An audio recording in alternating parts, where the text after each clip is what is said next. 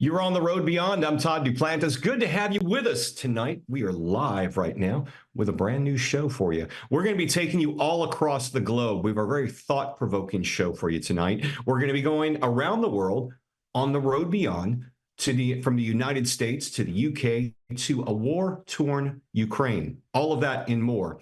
Our Amanda Thomas, also known by millions on the web as Murder Geek 7, is with us tonight. Amanda, good to see you. Good to be here. Thanks for having me again. Yeah, so you're going to be talking about a case that I think we covered early in the show's history. And this is a case about involving The Conjuring. If you've seen the Conjuring movies, it's involving those. And someone who says, the devil made me do it, right? Yes, his name is Arne Johnson. Arne Johnson, yeah. So we'll be getting into that. We're looking forward to that, and we'll, we want to hear more about it. So stick around, and we'll be with you in a little while, Amanda. Perfect, thanks. All right, and across the pond, once again, our friend Nigel Impey, who has several more UAP sightings. Nigel, thanks for staying up with us tonight. Let's see, your mic's muted right now. Can you unmute your mic? Yeah, hi.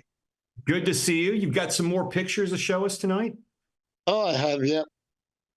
All right, we're looking forward to talking to you as well. Stick around, Nigel. We're looking forward to hear what you've captured. We'll be with you shortly.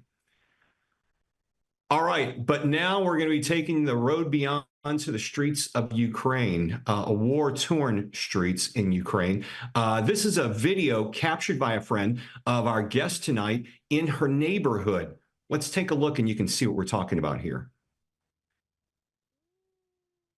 Now, Anna Chernova has joined us now, and Anna, you are from Ukraine, but you're in the Houston area right now, and you're safe, correct? Yes, that is right. Hi. Good to have you with us tonight. Tell us a bit about the video we were just seeing, and let's get to a bit about your story as well. So that video, this is the area in my city, and it was like a kind of military school for teenagers. And I don't know, for some reason, Russian soldiers decided that something is really important there, Right. and they just destroyed that school, like completely. Now, I think we have a map now. You are from is it Sumy? Is that correct? Yes. Okay, and as you can see, it is on the northeast Ukraine, very close to the Russian border. And if you remember, back when this invasion was happening, it all started when soldiers started amassing on the border. Russian soldiers were amassing on the border. Now, to the southeast, the Russians are entrenched, but Sumy is directly to the west is Kiev, the capital. Now, during the first Russian attack, it would have been a straight shot to invade the capital through your home in Sumy. Is that correct? Yeah, that is right. They used the tanks to go through my city to see the Kiev, to take the Kiev. And that was a terrible experience. I remember I woke up on February 24th and like my phone was blown up. A lot of people call you and they just want to let you know what is going on. And that is a terrible experience that I think that was the worst morning in my life. You woke up, were there tanks actually rolling through your city when you woke up that morning?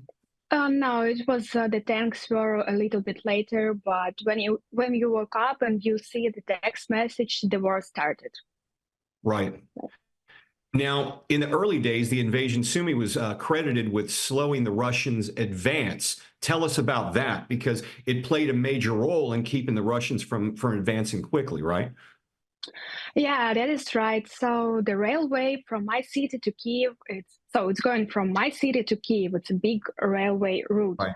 And they were trying to destroy from my city in my region. And like my city, it's like a city hero because we protected the territory of Ukraine. So we just didn't let them go inside. Right. Our soldiers were trying to protect. So a lot of guys who wasn't soldiers, actually soldiers, it's called like militia. And everybody was trying to protect city. It was a lot of empty tanks, Russian tanks in my city because guys were just trying to kill them and let them go. We have some before to and after. protect the city territory. We're looking at some pictures of some of the soldiers, I believe, right now, but we also have some before and after pictures that we can take a look at as well of just things that were attacked in your city. You know, I know we've got, I think there were some cars that were damaged, but look at this before and after right there. Where is this in your city right now? So I remember this one. This is like 5 kilometers from me. It's not that far because my city is not that big, it's small. But anyway, I remember that night. So we were trying to go sleep and we heard the sounds of the bombs, and you have just like a few seconds to get cover to do something, but actually it Right. didn't work. And few seconds later, we just heard the explosion, and few seconds later, one more. And after we found out that they destroyed just one street, a lot of people died, around like 20, 22, something like that. And what is And the that was population of your city? How many people were living in Sumy? About 400,000. Okay. And 20,000 people died? No, 20 people in that 20 moment. people died. Okay.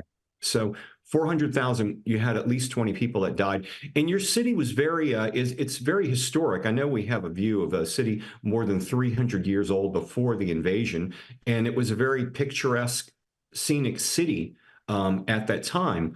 How would you describe it now from what you've seen and from what you've heard?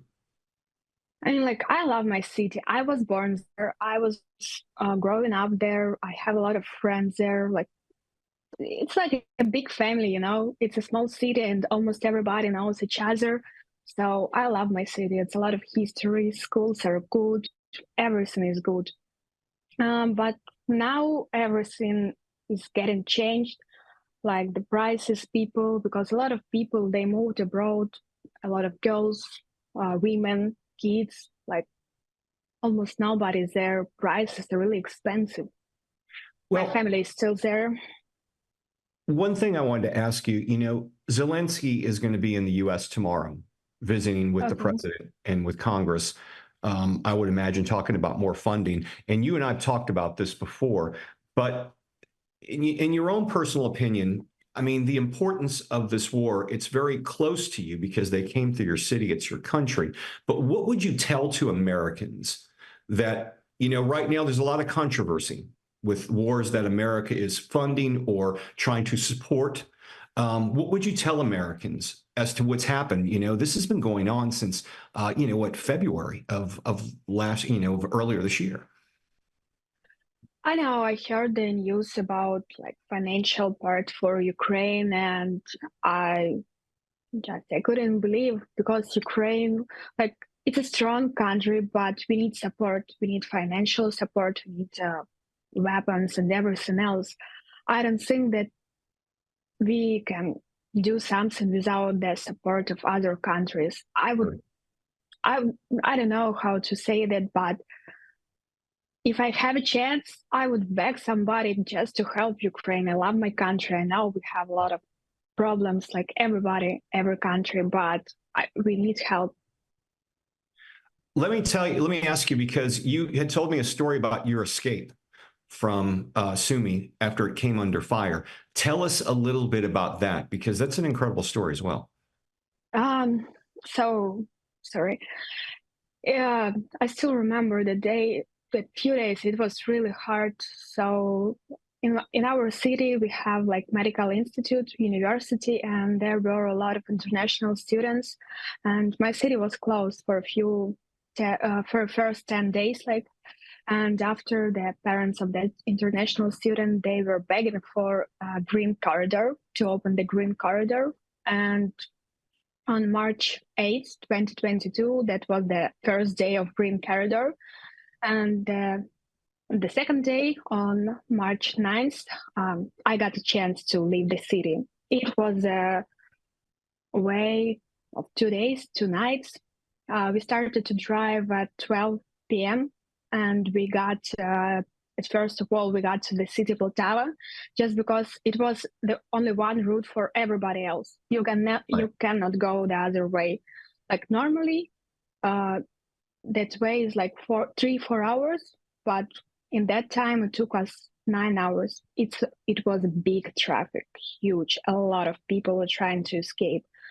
And when we got to the train station, we were running to get the train just because you don't know when is your next chance to get the train. So we ran to get the train, and were a lot of people. I slept in one bed with two more person, so it was like 3 person in one bed. Right.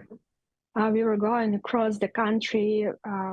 It was a fire somewhere. We stopped. We went, and we were running. You know, like the normal speed is, for example, like 100. We were riding like 200. So it's like over speed just because it were really dangerous. Right.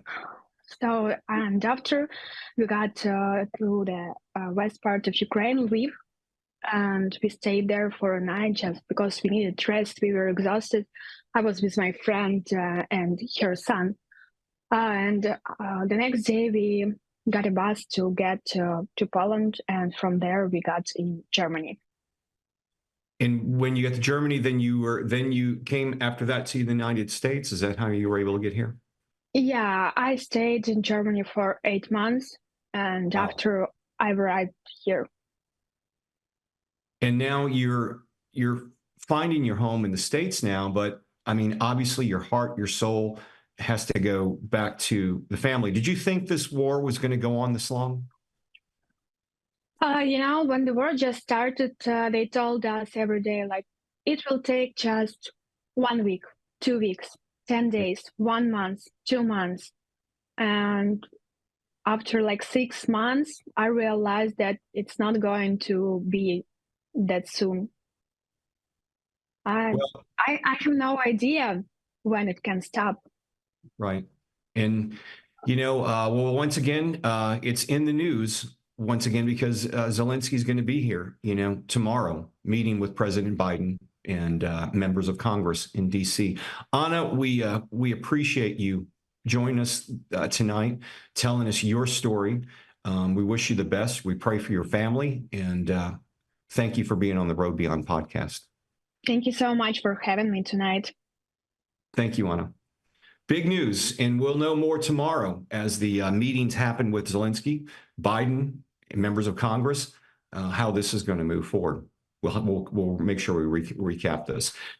Here in the Road Beyond podcast, we not only take you to places that you've never been, but we show you UFOs and talk to alien abductees. We also delve into the metaphysical. We're going to be talking with Murder Geek 7 in just a few moments. And we're bringing back on Amanda Thomas. And Amanda, how many followers do you now have on TikTok? Oh, I don't remember. I think it's close to 600,000. Close to 600,000. Well, we appreciate you adding us into your schedule. I think we've got some video we're going to take a look at real quickly. Okay. All right. Well, we're going to talk. We had let me chime in here. Scotty Barrett, our producer, chiming in. When we first had you on the podcast on the Road Beyond, you had like 200,000, right? I think so. I can't remember. It's been a minute. and we're now up to 600,000 with millions of likes. Yeah. Yeah. It's been a wild ride. That's all I have to say. True crime really catches attention, doesn't it? Sadly, it does. And sadly, you never run out of content. So you don't run out of. Well, this one story we're going to talk about, Amanda, why don't you tell us about it? Because we've covered it before in the Road Beyond podcast. In fact, we had someone who was close to their circle, the team behind The Conjuring. So maybe you want to tell us about this. Yeah. So the thing about this, it isn't a movie in The Conjuring, but the thing about this case that really caught my attention was it was the first case in United States history where they used demon possession as their defense. And I found it awesome. Or not awesome, excuse me, wrong words. I found it interesting. Right. Yeah, and it also involved Ed and Lorraine Warren as well. Tell us about their role in this. Yeah, so from what I can understand in researching these cases when it comes to Ed and Lorraine Warren is that the Catholic Church kind of a lot of bishops, they really put a lot of trust in them and their way of doing things. So they would often get roped in by the church to help in these kinds of cases. And the person who was convicted of this case of murder claimed that he was possessed, and that's the reason why he murdered someone, correct? Yes. So it's actually a really interesting story because it was his uh, future wife's little brother that was dealing with this possession. And he claims that those demons entered him, and that's why he murdered his friend. And we're talking about the defense for Arnie Johnson, and I do believe it was one of the Conjuring movies. I think it was in like part 3 or one of those movies involved with the Conjuring. I've seen them all. Didn't really like them. I got to say, not a big fan of the Conjuring movies. The Nun, yeah, saw that too. Annabelle, whatever, saw all that stuff. But it's all tied to this Ed and Lorraine Warren. And these two characters, how did they get involved with this whole thing? They were brought in as consultants through the Catholic Church, right? Yeah. So, like I said, they would, a lot of times, the Catholic Church, again, just as this is just from my research, there's no firsthand experience, but Right. the Catholic Church doesn't really want to be involved in exorcism. So, a lot of times they would call people like Ed and Lorraine to get their opinion on it. You know, it's amazing. I was born and raised Catholic, so I'll just leave it at that. I don't really participate and got nothing against Catholic Church, but there, it seemed to me to be real good about, wanting people to get involved and then saying, we're not really involved with exorcism, but we train priests to do that, So, okay. All right. I guess that's how they roll. I mean, it's interesting. I think if that's how you want to do things, Right. sure. So they brought Ed and Lorraine Warren in, who are portrayed in the Conjuring movies. You'll remember them. And they were able, but he was still convicted. He's convicted of murder, but his old excuse. So they came in and just validated his excuse, but it's not like they overturned the conviction. Well, actually, how it happened was that his defense team did try to use demon possession as their first defense, and the judge actually threw it out and said, "No, we're not doing this." So he would eventually end up being convicted of this, but it was a lesser charge of manslaughter, Right. and he was sentenced to 10 to 20 years, and then he actually only did 5 before he was released for good behavior. Your own personal opinion on this. I mean, what are your feelings? Do you think that somebody could be convicted of murder or accused of murder and they actually were possessed? How do you feel about that? So, my own personal belief, I do believe that demon possession can be real. I am very much a person of faith, and I do believe that demon possession is a real thing. But I do also believe that mental illnesses can often be disguised as demon possession, right? Right. So, people of faith will often go, well, they're demon possessed, when in all actuality, they're just dealing with mental health issues. And, mental illness, we've had guests on this show and other shows that I've done have talked about it, especially it's been since the pandemic and over the past several years, the whole defund the police movement. There are a lot of proponents of not necessarily defunding the police, but bringing on mental health experts. Because one thing we've learned, I think, since the pandemic is that this country does have a systematic problem with dealing with mental illness. And how do we deal with those people? And that's something we've been looking at. It's in the forefront today.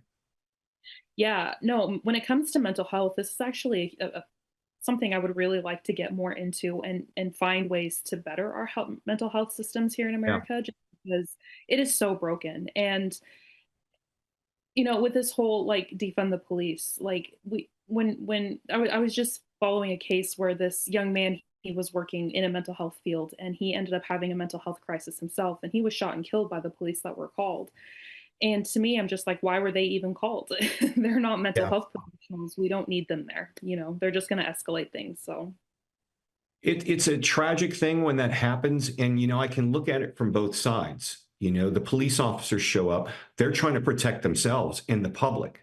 Maybe they aren't trained properly to deal with this, but they're doing the best they can. But then you have a person there that maybe needed to be placed in an institution or receive some treatment, as opposed to, ending up on the wrong side of the law when this goes down. Oh, absolutely. You know, our mental health facilities, I take where I am in Kansas, our mental health facilities are just not funded. Right. They're just not great places. And so I understand, like you said, I understand both sides too, but we Yeah. have to find a gap here. Or like we have to bridge the gap and figure out a way to help people instead of make just escalate things. So Amanda, where can people find you in social media? And you've also got a podcast out there as well? yeah, I've got a podcast. I do have to admit it's been a minute since I've uploaded. I've been researching one case in particular for a month, and it's just a mess. But you can find me on YouTube, you can find me on TikTok, and you can find me on Instagram, and also a podcast, all under the same Murder Geek 7. So, Amanda, we appreciate you joining us tonight. Thanks for being here. We look forward to getting you back again. perfect. Thank Let me chime in with one thing Yeah. here. The research you do to put together your stories of true crime, whether they're metaphysical or they're just murders, your point that healthcare, mental health care, is at the root of just about every one Yeah. of your cases. Is that your opinion right now? Honestly, yes, for the most part. I will say a lot of times when I'm researching things, people are just evil on top of that. And I Yeah, guess that's what I was going to say too. There's Yeah. some evil involved as well. Yeah, I guess Okay. you could then go into like, yeah, Satan's real and you know there is demon possession, but I do feel like a lot of these cases could be prevented if there were better mental health facilities or things put in place. So Well, Amanda, Before we wrap this up, Tyler, Yeah. let me turn back to Anna. Anna, my dear, Yes. we are part of the same club. We have rolled through war zones, and the uncertainty of rolling through a war zone, knowing what's on the other side of a hill or around a corner, knowing there are armed both Ukrainian and Russian troops in your path, that has got to cause some trauma. And I know after 20 years ago, when I was in the war zone in Iraq, I really had to seek help. yeah, we all kind of And, do. and my psychiatrist was Dr. Jack Daniels for a while, but I had to divorce that and move to real mental health. And as I look in your lovely eyes, I know you are still suffering that trauma, worried about your friends at home. And again, we I get am. back to the mental health issue. Yeah. I something- am. I mean, have you sought help? No, I didn't. Like when I just escaped the war, when I was in Germany, I felt like I don't want to do anything. I Yeah. don't want to eat. I don't want to sleep. I don't want to drink. I don't want to do anything. I just Well, want again, to that survive. comes down to the trauma. Hey, Yeah, you you got a lot of suffered trauma. a trauma. This is something that is important to do for you. Like for now, I'm trying to live my life, enjoy my life, do what I want to do, travel, I don't know, meet new people. I'm trying, but still sometimes, like during the day, you can think about your family who is still there, and sometimes you just don't know what is going on. That's understandable. Anna, Amanda, thank you both for being on the show tonight. We appreciate y'all joining us. Nigel, we got a couple of minutes, but you got some pictures to show us. Nigel Impey, of course, alien abductee in Northampton, England, always has his eyes on the sky. Nigel, we got a few pictures to see with some latest UAPs. I'm going to have them, our director, Nathan's going to put them on the screen, but tell us what we're looking at. Yeah, as I say, I regularly have many sightings. Pretty much as long as the weather's clear, they're there without fail. I don't even have to, think about them coming to me. They just appear out of nowhere. And, Now, here's an interesting that. shot. This shot's pretty cool here that we're looking at right now. And it looks like a spherical object that's in the sky. When you see these things and you photograph them, do they all have a characteristic trait? Do they look the same or do they look different? Well, to be honest, when I see them, a lot of the times they look similar in appearance, where they'll have strobing lights, but they don't appear to look like conventional aircraft navigation lighting, and they suddenly change direction at a whim. It's like where aircrafts will do a deliberate bank or whatever. These things can just suddenly drift along and then move in a different direction than they were originally traveling in. It's almost like the laws of physics don't apply to them when I've seen video of some of these UAPs. And they can sort of like drift up, and then I've even had one where it's been like following my camera. If I move my camera, it will actually keep up with my camera. All right, Nigel, we got to run because we're running out of time, but some incredible stuff. Thanks for showing us the pictures. Hey, folks, thanks for joining us on the Road Beyond podcast. We got one more show, then we end out the year. We're back in January. Scotty, thanks for being here tonight. We'll see you next time. All right. Thank you very much, Todd. And thanks to all of our guests, Nigel, Anna. Thank you. Thank you all for being here and joining us tonight. Hey, folks, look for us on Facebook and YouTube as the Road Beyond podcast. We'll see you next week, 7 p.m. Central, live right here.